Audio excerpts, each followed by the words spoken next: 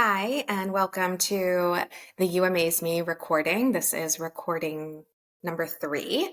It is a sacred, tender space to be more with your own presence, the medicine of presence itself, showing up here in a hopefully as present as you are able to be, attuned and connected, where soul meets story. Essentially, your story, my story, and gaining greater access to your soul, your heart's longing, your intuition, your greatest gifts, magic. That's what I offer as a human, as a therapist, as a friend, as a yoga instructor.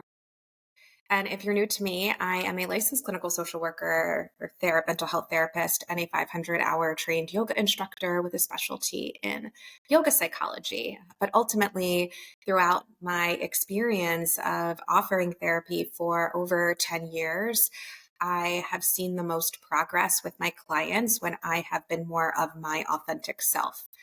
That may come through as self disclosure, but also wearing what I want to wear, being more me, the raw, the tender, the silly, the funny. Yeah, whatever shows up in the moment. I don't plan my sessions. I no longer plan my yoga classes. Really, I don't plan my workshops. It just comes. I just trust that it's going to come, and I deeply want that for all of you. And I know it is there. If you are here and you are listening, then take the nuggets of wisdom that maybe speak through me, but also know that I am a mirror. And so, what is showing up for me or how you view and perceive me is also informing you of something. So, welcome. I'm so glad you're here. We're going to pick from the Therapist to Tarot card deck, which is by Drea Bloom. And the prompts are by Drea Bloom. There's questions on the back of each card, and the images are by Rebecca Bloom. So if you're interested in this, I got it from Etsy and I just love it. I don't view tarot as something that is predictive or necessarily psychic.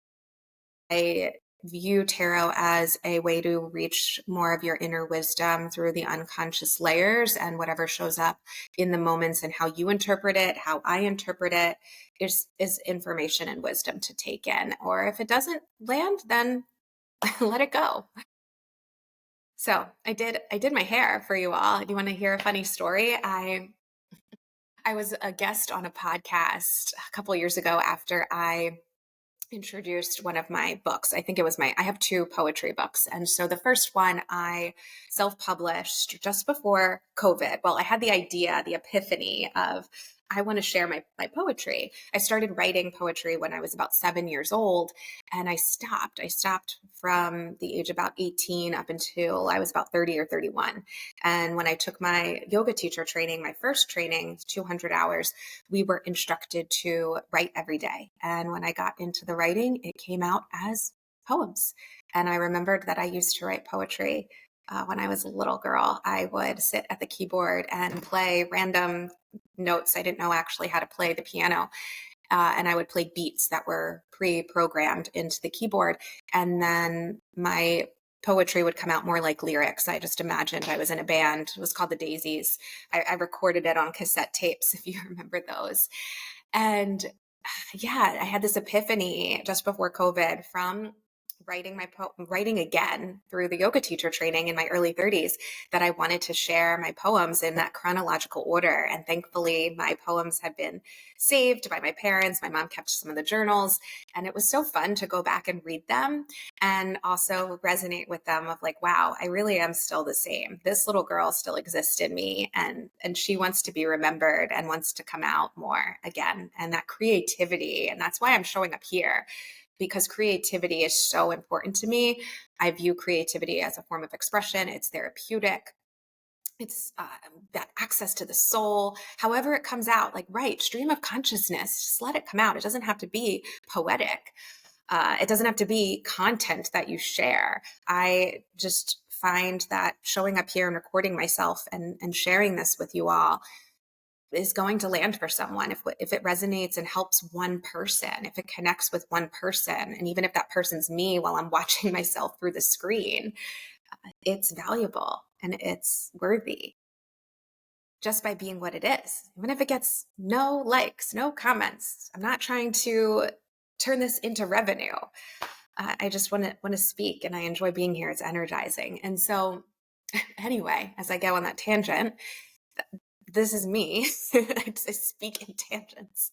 And so, when I self-published that poetry book, it was such a divine. Maybe you want to hear the story. If you don't want to hear the story, like fast forward to the guidance card and the tapping.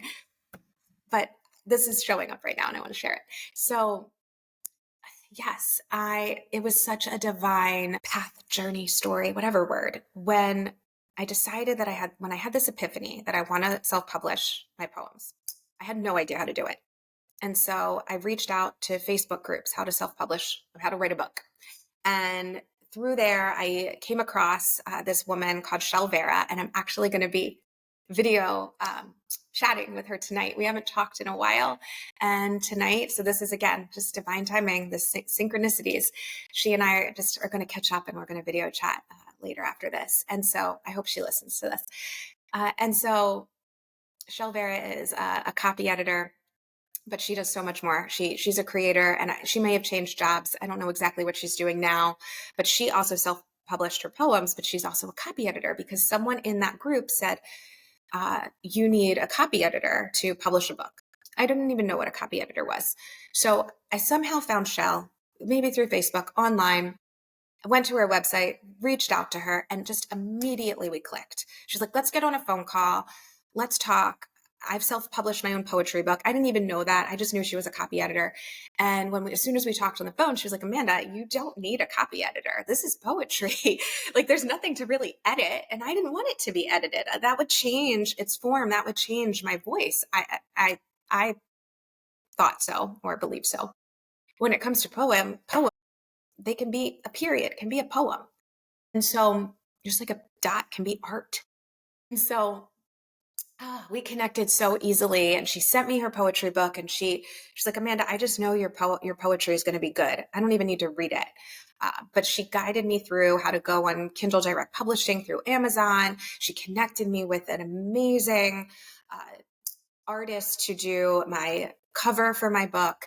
She connected me with someone to proofread my book, all for freaking free. Like she didn't charge me a dime, and she beta read my book. She reviewed my book, and this is just this is the magic. This is the genuineness of humans that are out there that just give, because this is what deeply resonates with my heart, is that when you give with not expecting anything in return, there's no transaction, and a deep trust that you will receive in some other form, that I don't need to pay her for her expertise. I think it's important to be compensated for sure, but there's certain situations where it's just natural to share and to offer from a soul purpose. And she encouraged me to create an Instagram account to share my poems so that my voice could be out there. And I didn't have my poems anywhere. And I didn't even know that there was a poetry community on Instagram that is so incredible. I had felt very alone as a poet or as a deeply feeling human. I have friends, and I've always had this like depth and creative side of me, and this very like emo, sad, like side, depressed, anxious side of me. And that's how my poems were dark as a teenager. I struggled with depression that I didn't know that I had, suicidal ideation at times, um, and yeah, to have someone direct me to what ended up being the most connective place and supportive place of other people reading my words and me getting to read their words and it resonating and it being shared and connected to in that way. And I've met some of the most amazing people on there. I don't have that account anymore because I decided that I didn't want all of these things to be in different places, or I didn't want parts of me to only show up in certain places. Like, oh, this is poet Amanda. Here's personal like family life, social life Amanda on like my main page, and here's yoga Amanda. This is combining everything that you can live your life fully authentically as you and be the same person in all places. And so what has really transformed over these 5 years for me is that poet Amanda is also friend Amanda, is also mom Amanda, and is also yoga Amanda. And uh, you don't have to perform. You don't have to change yourself in these different roles. That I don't want to be a role. I don't want to be a label. I have to use them because that's just a part of our culture and system here on this earth. And so I listened to everything that Shell said. I created that Instagram page. I grew a following, also became very focused on numbers and growth. And a lot of the people that came to follow me weren't necessarily genuine followers. It was like this follow for a follow and do this follow train. And I didn't want that anymore. So I got rid of that account, but that account served me for the time that it was necessary. And then, you evolve, you spiral out of it. That's the point of the spiral in the You Amaze Me logo. Each time you repeat patterns and it gets a little better and better and better. You learn and you grow. It gets easier. And so I published my book. And when I launched that, I met a couple people that had podcasts. And this one woman invited me to be on her podcast. This is going back to why I started this story. And I did my hair, I did my makeup. I was like, yeah, because we're going to be video recording. No, it was completely audio. So that was the point of my story, that I got all dressed up and I wasn't even seen physically. I don't even know if that episode was ever even published. I never even listened to it. I don't know who that woman is. I can't remember her name. But yes, that tangent led me to share a little bit more also about why I'm here and the integration of my job and my personal self and the humanness of me. Really, that you give yourself permission to be the same person in all facets of life.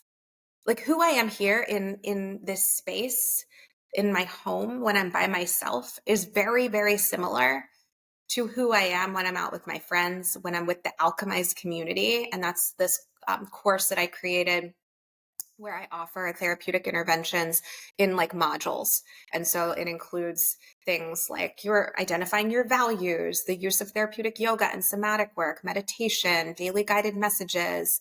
I keep adding to it. It has shadow work in there. It has anger. It has Enneagram stuff. I think I put the Enneagram on there. If not, I'm going to add it.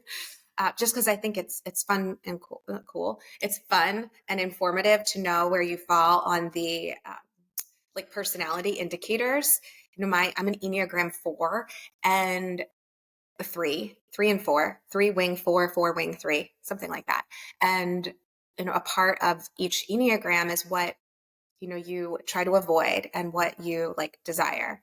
And as a 4, I desire significance, which makes a lot of sense that I put all this content out there because there's this like ego part of me that wants to be significant and different and unique and special. We're all special, or we're all not special.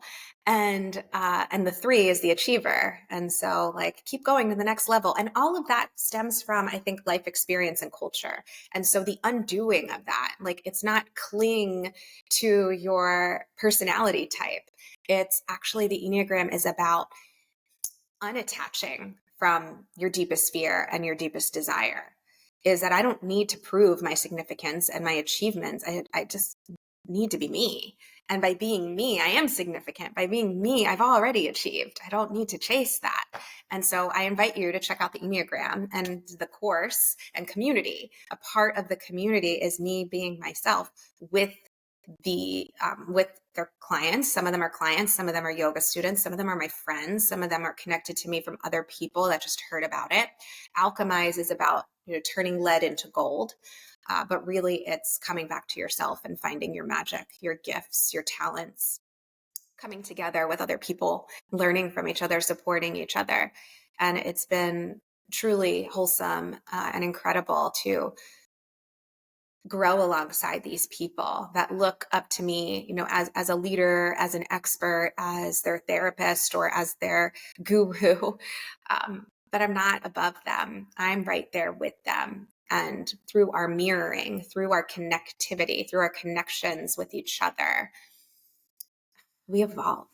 And to, again, witness and experience these people who are changing jobs, maybe leaving relationships, or traveling, having brilliant creative ideas of things they want to pursue that don't need to happen on any certain timeline. And so I invite you to check out the course if you're interested. But ultimately, I shared that because in the community, I do Zoom for people who are not local and record the meetings. And like I said, I keep uploading onto the course. But I shared that because they get to see me. And I think sometimes in our professions, we feel like we have to fit a certain professionalism. And my integrity as a human values of honesty and reliability and consistency and do no harm. And what else do I value? Like meaningful work, which it doesn't feel like work.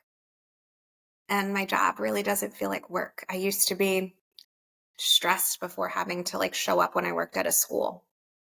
And so to not have that stress the night before, what do they call that? Like the Sunday scaries, like that's gone.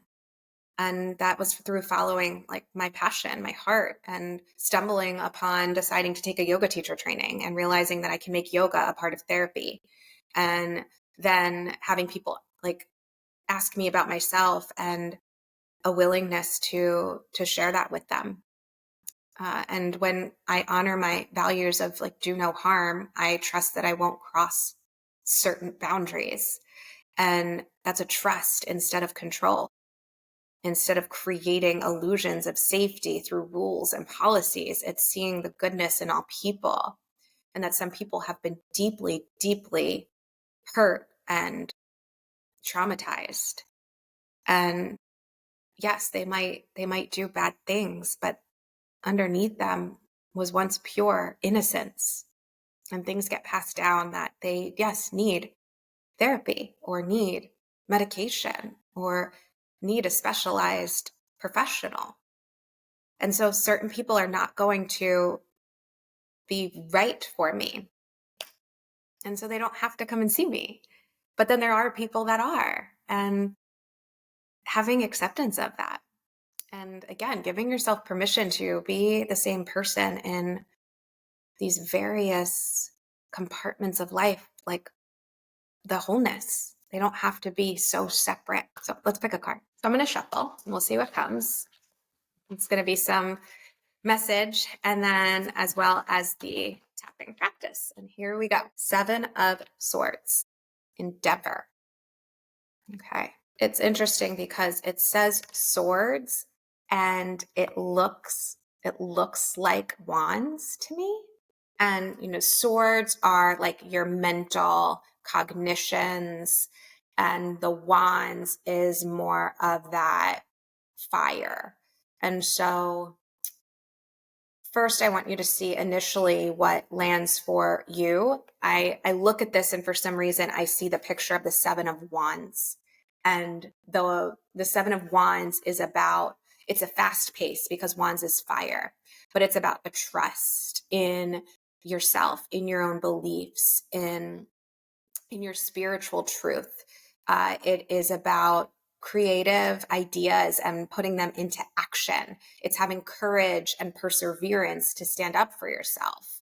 It's also protection. So I think the actual card 7 of Wands, when I pick it from this deck, is protection. And I'm also thinking now, as I look at this, it makes me think of the 7 of Wands. And so that's really what's coming up for me. But the 7 of Swords, if we kind of put them together, it says endeavor. And so it's also about the journey that you're on. And sometimes within that journey, you're going to come across things that remind you of your past. And that can be deceptive. That can be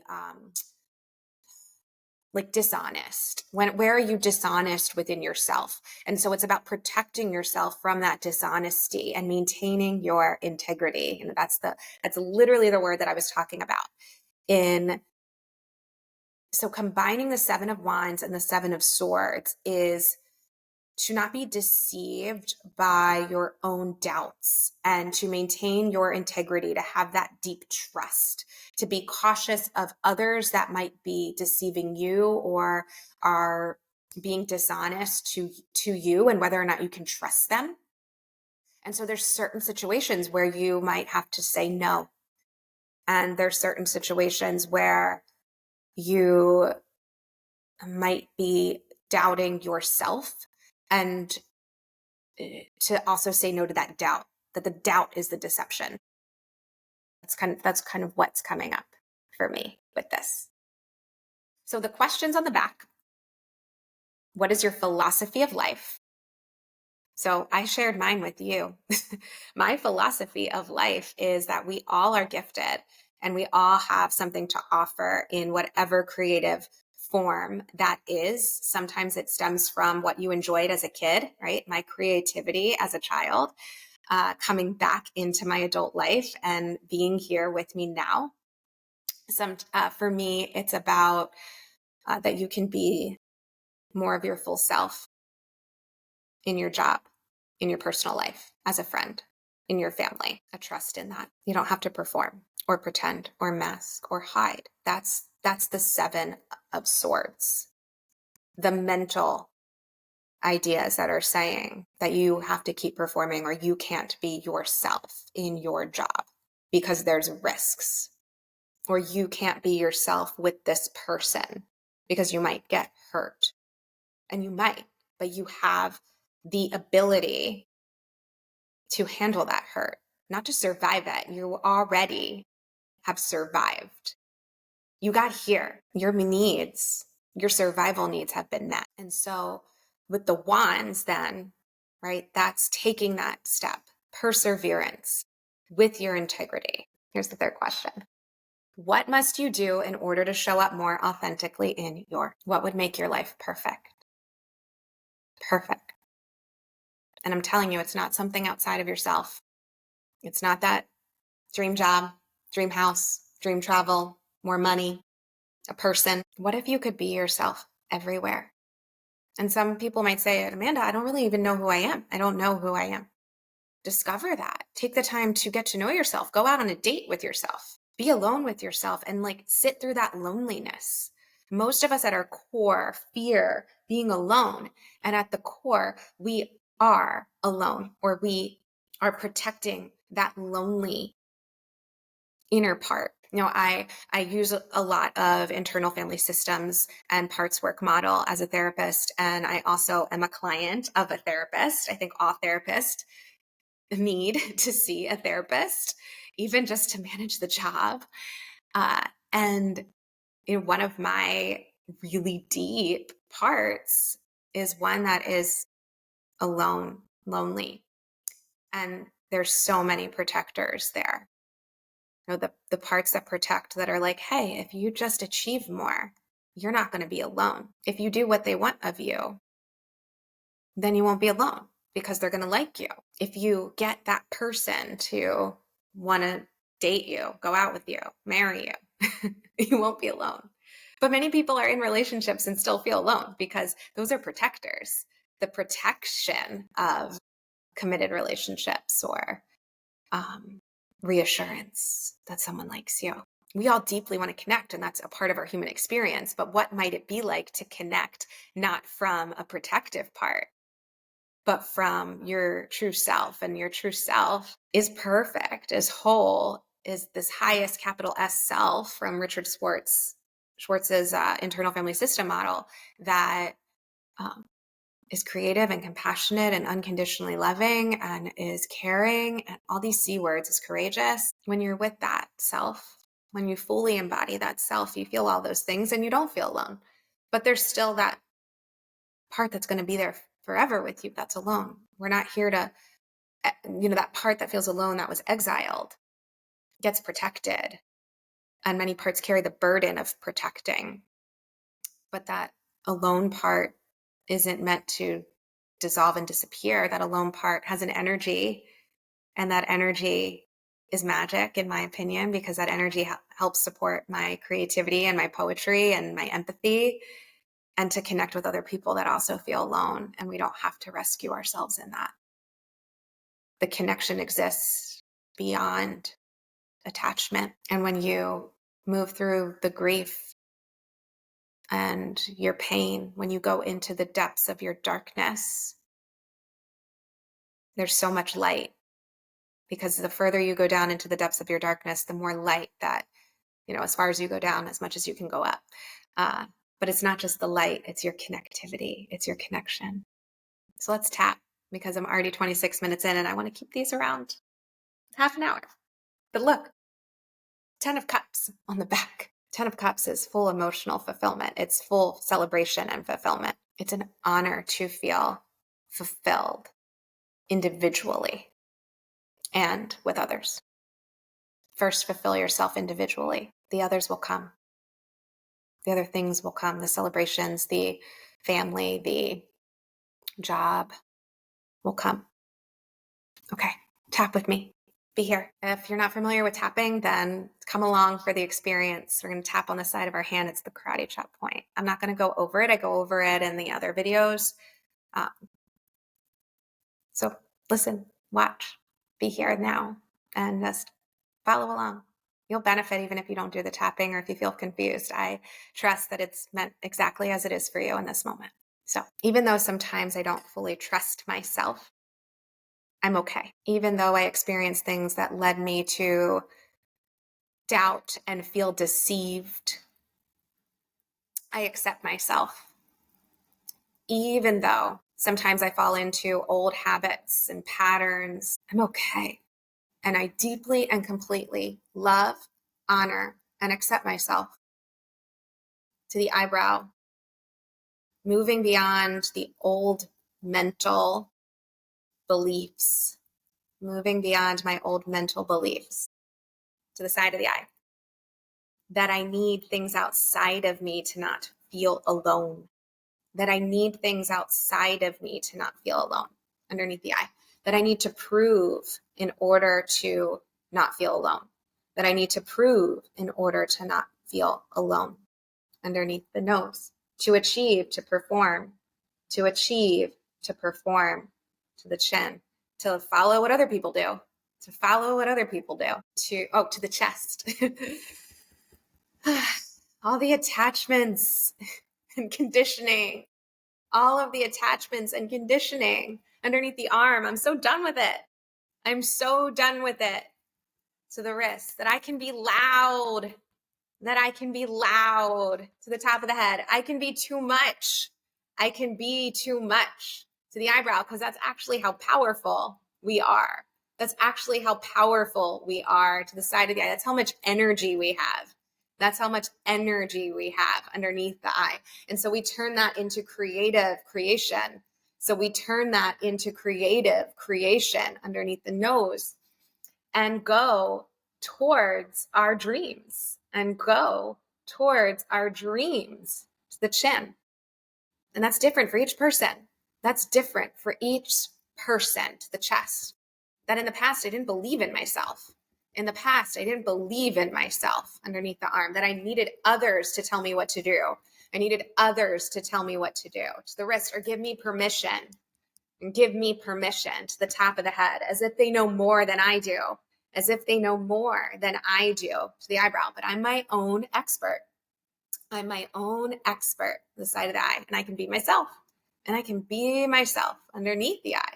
And that is desirable. And that is desirable underneath the nose, by me, to the chin, that I actually like me, that I actually like me, to the chest. I'm not focused on getting somebody to like me. I'm not focused on getting somebody to like me, underneath the arm, that maybe I just like them, that maybe I just like them, to the wrist. So I focus on liking them. I focus on liking them, to the top of the head, and treating them as if I like them, because I do. and treating them as if I like them because I do.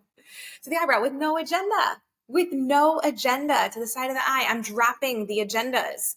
Underneath the eye and the goals underneath the nose to be here now, to the chin.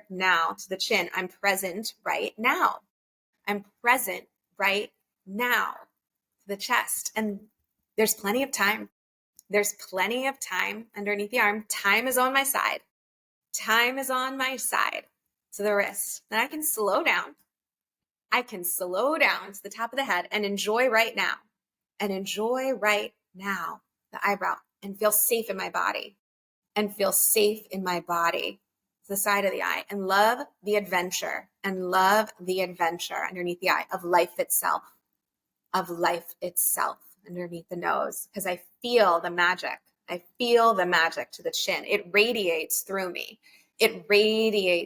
me to the chest. I don't have to try or force or fix or solve. Underneath the arm.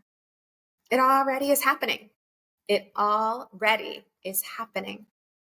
the wrist. I become my full self again. To the top of the head. I remember to the eyebrow, and it's fun. To the side of the eye. It's love underneath the eye. It's presence. Underneath the nose. It's peace. To the chin. Inner peace. To the chest. I breathe. Underneath the arm. I'm here. To the rest. And this is enough. The top of the head. So grateful. In light, love, magic, and miracles. Release the tapping. And just notice how that was for you. Do this again. Come back to it. Watch the other recordings or listen. Create your own tapping. You can do it yourself with the statements that resonate. I just say what comes. And it's amazing to not have to think through and plan. It's a different kind of thinking when you're in that flow state. Many of you did not get that as a kid. Many of you were not able to choose yourself because it was seen as selfish to want more, to want the extra toy, to want the extra dessert, to want to do something that maybe your parents didn't want to do, to speak even. And that's a natural part of our development as kids. To be egocentric is a phase of that development as a young child. And instead of allowing that in a kid, we critique them. And that's really interesting to note because that's learned parenting patterns that many parents aren't intentionally trying to shame their children. But when we say to a kid that's selfish, as if that's wrong or bad, and that's a part of their development to be selfish and egocentric, and then we take that away from them, they lose their innocence. You lost your innocence, and then you feel guilty all the time, as if you're constantly doing things wrong. But all you're doing is trying to get through those developmental stages again as an adult that you didn't get to master as a kid. And so if you weren't able to embrace your full selfishness, egocentricity, is that a word? Where that wasn't embraced, of course you struggle now. Of course you question, am I being selfish? And then you feel guilty by choosing you, by having wants and having needs and trying to get them met by something outside of you because they weren't met by something outside of you when they were supposed to be. And so you have to go back and not rescue your inner child or your younger self, but to gift him or her or they what they didn't get to receive and fulfill. So that means now be quote unquote selfish. That means now take up space. That means now speak up. That means now claim what you want. So take that in. Thank you so much for showing up for yourself today, listening here, and doing this for you with me. You amaze me. I love you. Let me know what you think, where you are. Check out my website if you're interested. Check out my books. I have the You Amaze Me shirts. Follow me on social media. Find me. Whatever. Wishing you an amazing life. You amaze me.